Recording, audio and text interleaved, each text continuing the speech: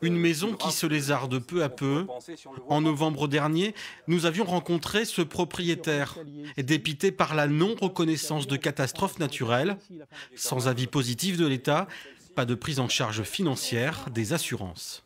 D'après l'estimation de l'entreprise qui est spécialisée en sous-œuvre, pas une entreprise courante, une entreprise spécialisée, nous parle de 100 000 € minimum en mettant des micropieux tout le tour. La jugée bon en met tout le tour de la construction.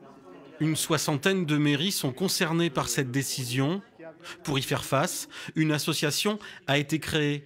120 propriétaires qui ont leurs arguments et des documents météorologiques très précis. On a des rapports d'experts qui le démontrent. Ils nous disent, effectivement, c'est lié à des mouvements de sol. De toute façon, c'est incontestable. Dans des cités, quand 8 maisons se cassent en même temps, qui n'ont pas été faites par le même constructeur, c'est bien un phénomène extraordinaire qui s'est produit. Pour les soutenir, des élus invités lors de cette réunion. C'est le rôle de l'association des maires d'être une croix de transmission des mairies et des soucis des citoyens. Et donc l'association qui existe à l'heure actuelle, je crois, porte les vrais soucis de ceux qui ont eu à pâtir de la sécheresse.